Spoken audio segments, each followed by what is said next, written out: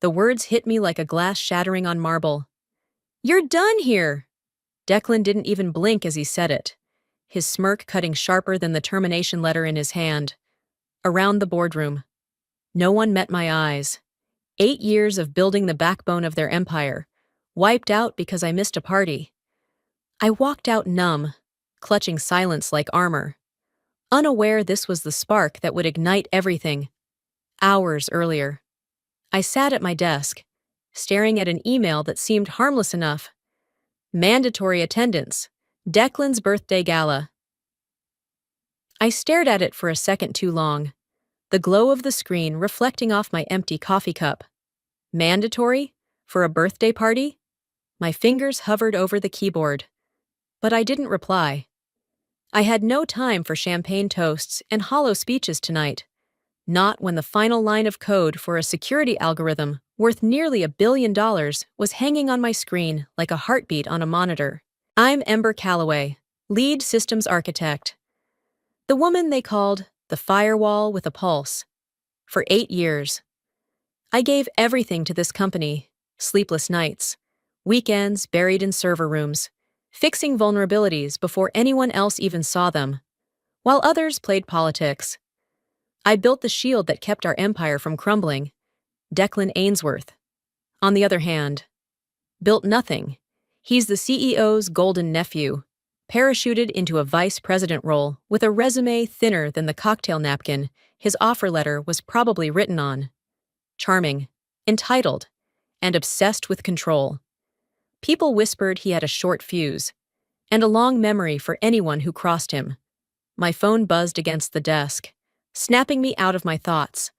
One missed call from Mom. A text followed. "Sweetheart, will you make it for dinner tonight?" My chest tightened. She'd been in and out of the hospital for weeks. I typed back quickly. "Tomorrow, just need to finish this push." It wasn't a lie. This update wasn't just important, it was critical. The algorithm I designed wasn't a product. It was the backbone of our global security network. If I didn't close this patch tonight, the next board meeting could be a bloodbath. Another notification slid across my screen. A Slack message from a colleague. "Word is Declan hates anyone who skips his party. Says it's a loyalty test." I smirked. A loyalty test? I was loyal to the work, not the wine. I started typing a response when another ping landed like a warning shot. He was joking, or maybe not. Careful, Ember. I glanced at the time, 9:40 p.m. I turned back to my code. The party would come and go. But this system, this was everything. What I didn't know then was that one unanswered invitation would cost me everything by morning. At 9:15 a.m., I walked straight into an ambush. The executive boardroom was colder than usual, its glass walls reflecting a skyline that suddenly felt foreign to me. Declan Ainsworth stood in the center like he owned the building, his tailored navy suit sharp enough to slice through air, a smirk playing at his lips. Behind him sat his uncle, the CEO, arms folded, face carved from stone. Neither gesture nor word came from him. "Ember," Declan said, rolling my name slowly, like a taste he didn't like. "Thanks for coming on such short notice." I placed my hands on the back of a chair, waiting for context, instead. Declan straightened his tie, eyes glittering with something that wasn't professionalism. It was triumph. "As of this morning," he began, voice steady and cruelly calm. "Your employment is terminated, effective immediately." For a split second, the words didn't register. Terminated. My mind scrambled for reasons. Budget cuts, restructuring, a project gone wrong. But he kept talking, every syllable slicing into me like paper cuts. "You've demonstrated a lack of commitment," Declan continued, "missing last night's event. Not a good look for someone in your position. We need team players, people who fit our culture." My throat burned, but I didn't speak. Around us, silence swelled until it pressed against my ribs. Culture. I had carried this company on my back for 8 years. built the algorithm that kept their entire global network from collapsing. I had been the firewall, the anchor, the last line of defense. And now, I was being erased by someone whose biggest accomplishment was throwing his own birthday party. I swallowed the heat rising in my chest. One word, one outburst, and I'd lose any leverage I might still have. So, I smiled faintly, even as the room tilted beneath me. But inside, panic coiled tight. Mom's insurance depended on my job. Her latest hospital bill had drained most of my savings. Without coverage, every treatment would bleed me dry. Declan must have seen the flicker in my eyes because his smirk deepened. He leaned forward, resting both hands on the polished table, and delivered the line that would burn itself into my memory. "Don't," he said softly, "ever think you're more important than my family." It wasn't a warning. It was a declaration, a reminder that this wasn't about merit or contribution. It was about bloodlines, and I didn't share his. I gathered my things without a word. The chair's legs scraped softly against the floor, an ugly sound in the perfect silence. Declan didn't stop watching me, even as I reached the door. His smirk stayed, sharp as broken glass, and as I stepped out into the corridor, one thought detonated behind my eyes. You just made the cost of loyalty unbearable. Declan, and you're about to pay every cent. The envelope was waiting for me like a quiet execution order. It sat in the middle of my desk, cream-colored, company logo embossed, my name typed in bold. Beside it, my monitor displayed a stark white screen with one cold sentence in black. Your access has been revoked. 8 years of building the strongest security system in the industry, erased with a single line of text. Around me, the office hummed with forced normalcy. Keyboards clacked, phones rang, but every pair of eyes refused to meet mine. People who once praised me for saving multi-million-dollar contracts suddenly found the floor tiles fascinating.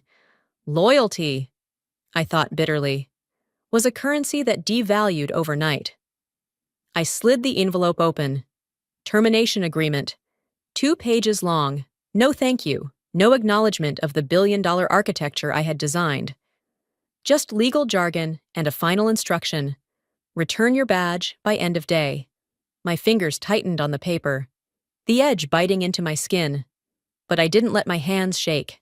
Inside, fire roared. Every late night, every holiday spent debugging code, every moment I sacrificed with my mother. They reduced it all to this envelope. I wanted to scream, to march back into that boardroom and throw the document in Declan's smug face. But I didn't. Outbursts don't win wars. Silence does. I packed slowly, each click of the keyboard echoing in my skull like a countdown. My colleagues whispered when they thought I couldn't hear. What happened? She didn't go to the party. A laugh somewhere behind me. I inhaled through my teeth and kept my eyes on the desk. The screen blinked again, this time. Not from IT. A text slid across the corner of my phone. Unknown number. 5 words. Leave the building. Cafe 27. And then, a name that stopped my breath. Jonas Wren. For a moment, the noise of the office blurred into static. Jonas, former CFO, architect of every major acquisition, the man who knew where the company buried its secrets. A year ago, he vanished after a quiet retirement. No farewell speech, no LinkedIn updates, just gone. My pulse thudded in my ears as I slipped the phone into my bag. I didn't hesitate, badge in hand, envelope tucked under my arm. I walked out without a word. The elevator doors closed, sealing in the whispers behind me. If Jonas Wren was reaching out now, it meant one thing: my story wasn't over. It was about to turn into something no Ainsworth heir could predict. The bell above the cafe door chimed as I stepped inside, still clutching the envelope like evidence of a crime. Cafe 27 was nearly empty, save for one man in a charcoal coat seated in the far corner. His silver hair caught the morning light streaming through the window, and when he looked up, his eyes were as sharp as I remembered. Jonas Wren hadn't aged so much as he had hardened. "Ember," he said, rising just enough to pull out the chair across from him. "Sit." I lowered myself onto the seat, heart pounding against my ribs. Jonas Wren, the man who once signed billion-dollar deals without breaking a sweat, who vanished overnight with whispers of a fallout that no one could confirm. And now, here he was, staring at me like he'd been waiting for this moment all along. "You're wondering why I called," he said, voice even, deliberate. I nodded because words felt too fragile. He leaned in, resting his elbows on the table. "Before I walked out of that building a year ago, I set something in motion. For you." My breath hitched. "For me?" Jonas smiled faintly, like a man savoring the punchline. "When you started building that algorithm, I knew its value, and I knew the people in charge wouldn't protect you if politics got ugly. So, we built a safety net." I stared at him, waiting for the catch. "A trust," he continued. "One that holds an LLC, Callaway Innovations. 6 months ago, you signed papers under the radar, remember? Buried in the compliance stack I gave you." I searched my memory, and then it hit me, that stack of legal documents Jonas insisted I review late one night. I thought it was routine IP protection. "If you ever left voluntarily, nothing changes," Jonas said. "But if you were removed without cause, the LLC assumes full ownership of your work." And guess what? Declan just triggered it. The room tilted. My throat went dry. "You're saying—" Jonas reached into his coat pocket, pulled out a small silver USB, and slid it across the table. The metal glinted like a loaded gun. "Your system, your patents, your licensing keys," he said. "All of it belongs to you, from this moment on. The company just shot itself in the foot." I closed my fingers around the drive, its weight electrifying in my palm. Jonas leaned back, eyes gleaming. "Declan thought he humiliated you. Truth is, he just activated the clause we've kept buried for half a year. For the first time since this nightmare began." Something inside me flickered back to life. It wasn't rage anymore. It was hope. Sharp, dangerous hope. The cursor blinked on the screen. Steady as my breath, at least on the outside. From the corner booth of the cafe, I logged into a secure terminal and completed the transfer. 1 digital signature, 2-factor authentication, and 8 years of my life slid from their servers into the vault of Callaway Innovations, the LLC Jonas built to protect me. It was clinical, almost boring. But the weight behind that click was seismic. The algorithm wasn't theirs anymore. It was mine. A gust of chatter filled the cafe as 2 baristas swapped gossip near the counter. But I barely heard them. My phone buzzed with notifications, emails, Slack messages, fragments of disbelief traveling at light speed through the company. "Did you hear? They fired her? The Ember Callaway? She practically built the backbone of our system. What were they thinking?" I scrolled past the noise, my thumb steady while something volcanic churned underneath my ribs. My badge might be dead, my desk abandoned. But in a way, I'd never been more present. Another ping. This time, a social media post. Declan's smug face filled the screen, crystal glass in hand. Laughing with 2 executives like they'd just conquered Rome. The caption read, "Leadership is knowing who truly matters." Next, chapter, "Sack your family first." My jaw tightened. I stared at his words until they blurred, a bitter laugh curling in my throat. Leadership? Declan couldn't lead a line at a coffee cart. He didn't even realize the empire he was gloating over had just slipped through his fingers. I exhaled slowly, letting the fury simmer under a veneer of calm. Rage is a weapon, but only if you know when to draw it. Right now. My job was to stay invisible, methodical, patient. Then it happened. A soft chime from my laptop, followed by a string of alerts cascading like dominoes. At first glance, they looked routine, license notifications. But then the subject line hit me like music. System alert. Deployment license expired. Please contact Callaway Innovations to renew. The email wasn't just in my inbox. It was in every executive's, every VP, every director, every stakeholder who believed today was business as usual had just learned their flagship system was frozen in place. No updates, no patches, no expansion until they came knocking on my door. I closed the laptop, slid it into my bag, and took one last sip of lukewarm coffee. On the surface, I was calm. A woman finishing her drink before heading home. Inside, I was a storm biding its time, silent for now, but ready to tear the walls down, while I savored a quiet corner table and the last bite of a blueberry muffin. Chaos erupted 13 floors above me. The boardroom that once radiated power was now a pressure cooker. The CEO's voice thundered against glass walls, rattling pens in their trays. Declan stood rigid beside him, his bravado from last night's party curdling into panic. Sweat beaded at his hairline as the head of IT stammered through a slideshow filled with red error screens. All global deployment functions are locked, the IT chief said, throat bobbing. Every node requires a renewal key from Callaway Innovations. His eyes flicked toward Declan and dropped just as quickly, like the name itself was radioactive. Declan slammed a fist on the table. She can't do this. She signed a standard work-for-hire agreement. The general counsel adjusted her glasses, her tone slicing through the room. Actually, she didn't. Ember negotiated an IP carve-out clause tied to performance benchmarks, and she met all of them. Without her signature, you have no enforceable claim. The CEO's face blanched, then flushed an alarming shade of crimson. We paid her salary. We funded the infrastructure. That system belongs to us. Not according to the contracts, the lawyer replied coolly. And the patent filing? Already approved under the LLC. Legally, they own everything. A silence settled, thick as smoke, broken only when the CEO roared, "Get Jonas Wren on the phone. He'll know how to unwind this." Across the room, a junior aide scrambled to dial. Speaker mode crackled to life with a single ring. Then a voice, smooth, measured, unmistakable. Jonas Wren speaking.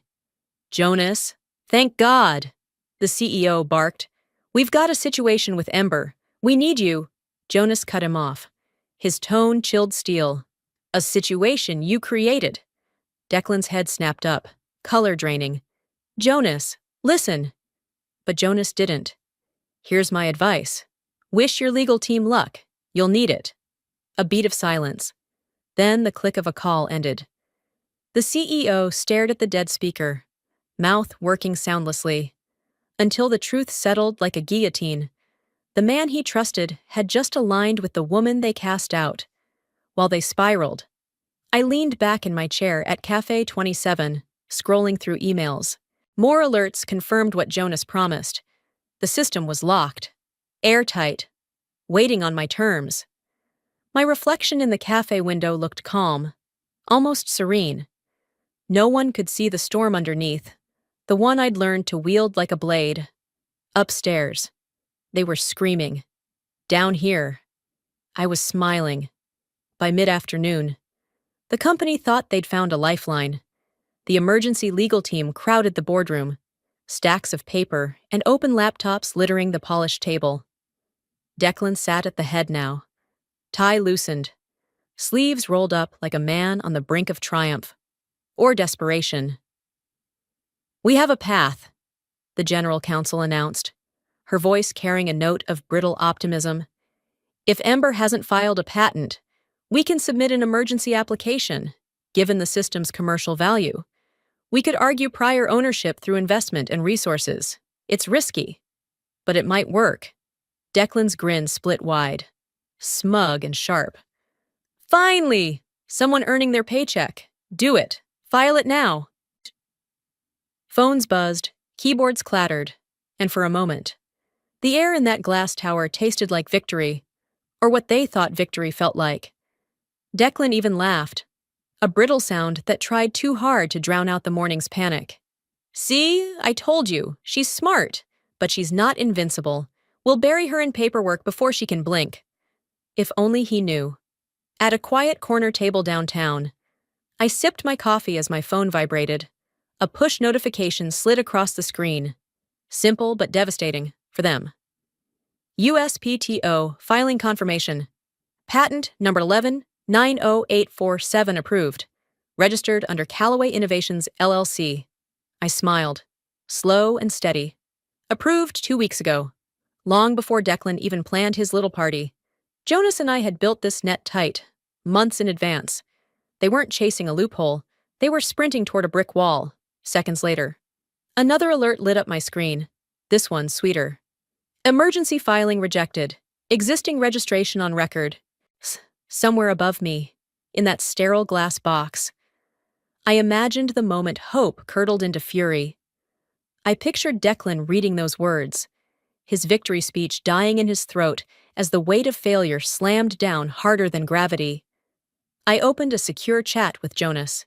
E. They tried to file. J. And? I snapped a photo of the confirmation screen, captioned it with 2 words, already ours. Jonas's reply came fast. Beautiful! Let them twist! Time to move to phase 2.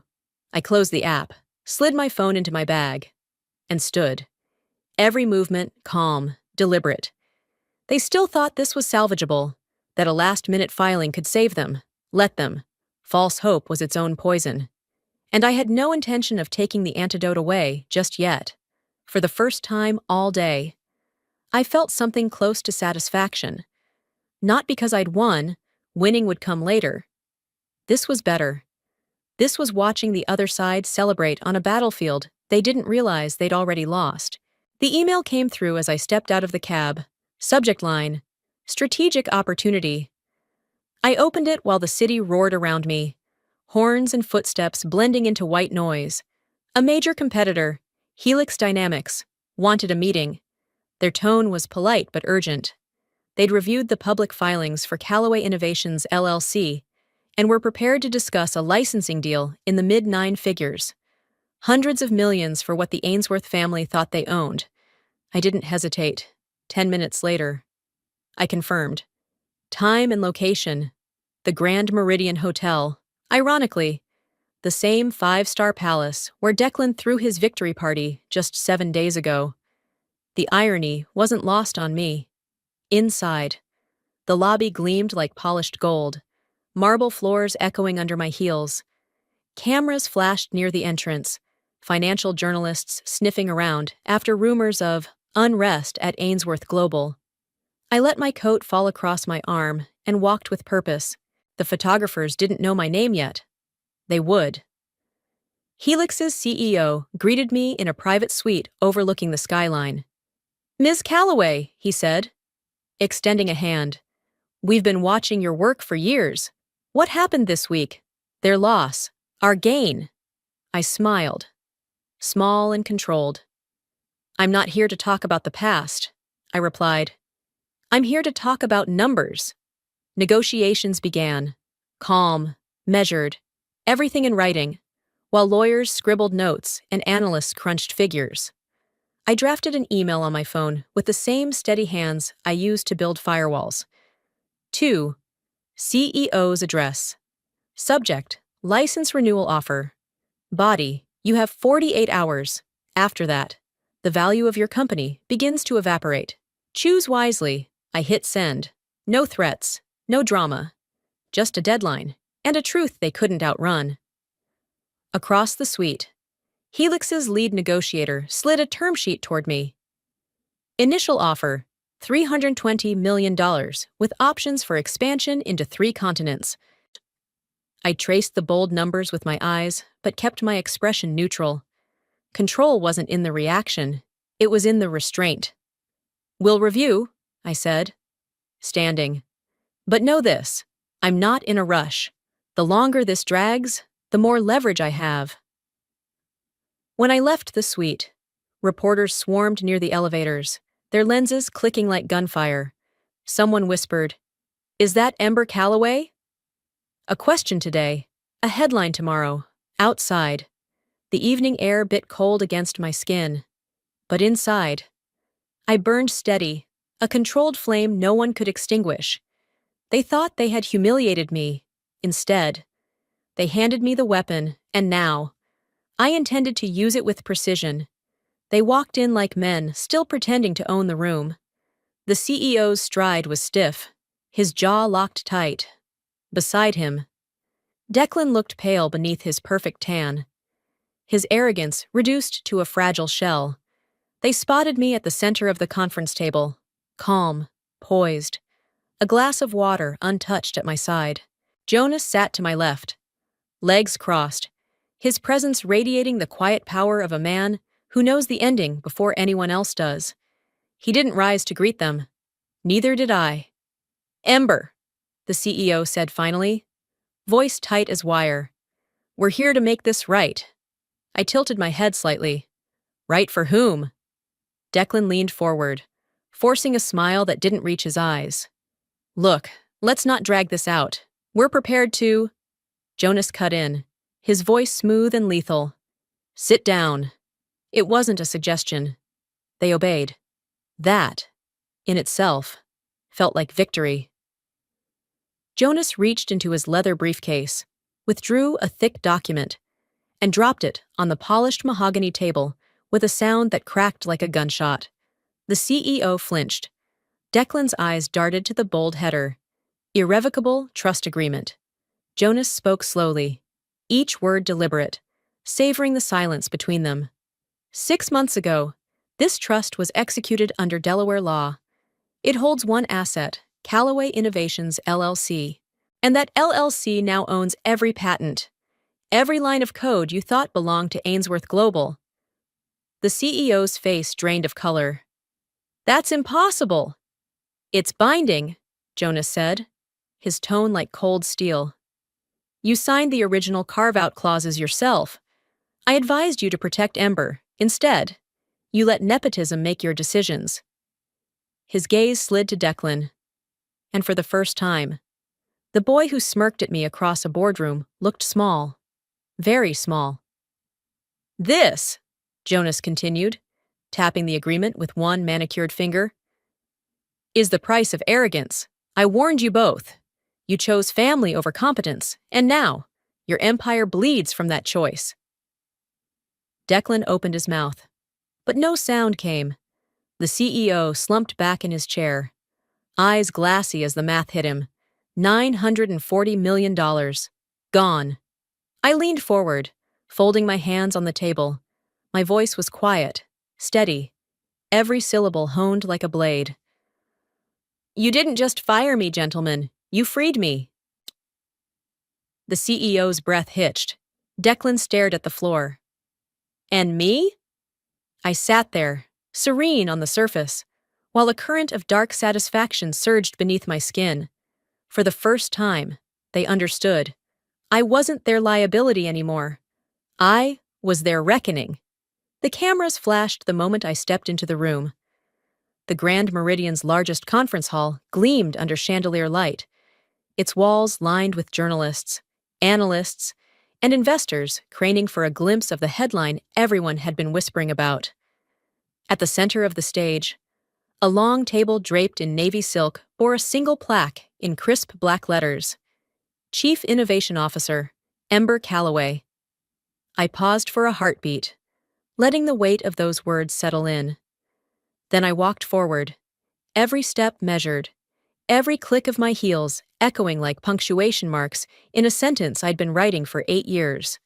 Across the hall, lenses swung toward me, firing in rapid bursts. A week ago, I was a ghost slipping out of my former office with an envelope in hand. Today, I was the story. I sat, smoothing the fabric of my jacket, and lifted my eyes to the cameras. Their shutters clicked like applause. I remembered Declan's voice, smug and venomous across that boardroom table. "Don't ever think you're more important than my family." I let the memory linger for a second, then smiled, a slow, deliberate curve of my lips. "You were right, Declan." I murmured under my breath, knowing the microphones might catch it. Family is everything. Yours just lost it all to me. At the podium, Helix Dynamics CEO announced the news: a historic licensing agreement. Final valuation, $940 million. My algorithm, the system they tried to erase me for, now stood as the cornerstone of Helix's global expansion strategy. My name, not theirs, adorned every press release, every investor deck, every headline crawling across financial tickers. And as if the universe had a sense of humor, one headline broke live on the screens behind us: the heir who sank a fortune. The photo showed Declan leaving Ainsworth Global's glass tower, jaw tight, suit rumpled, the weight of failure clinging to him like smoke. His arrogance had been their strategy, his pride, their executioner. I folded my hands on the table, feeling an unfamiliar lightness bloom in my chest. Liberation didn't roar. It whispered, quiet, steady, undeniable, for the first time in years. I wasn't defending something fragile. I was building something unstoppable. A reporter's voice cut through the hum. "Ms. Calloway, how does it feel to hold the future of an entire industry in your hands?" I looked straight into the nearest lens, my reflection glimmering in its dark glass. "It feels," I said softly, "like the beginning." The flashes erupted again, and somewhere deep inside, the storm I'd carried for months finally went still. I walked into that room thinking I'd lost everything, but sometimes losing what you thought defined you is the only way to discover what you're truly capable of. They underestimated me because I stayed quiet, because I didn't play their games. What they didn't know is that silence isn't weakness, it's strategy. If there's one thing I want you to take away from my story, it's this: your worth is never determined by the people who fail to see it. You are not disposable. You are not replaceable. And when the world tries to write you out of the story, that's your cue to pick up the pen and write the next chapter yourself. If this hit home for you, if you've ever been counted out, doubted, or pushed aside, drop a comment and tell me your story. Hit that like button if you believe in fighting back with brains, not just noise. Share this video with someone who needs a reminder that their power isn't gone. It's just waiting. And if you want more stories like this, real, raw, and about winning on your own terms, make sure you subscribe. Because trust me, we're just getting started.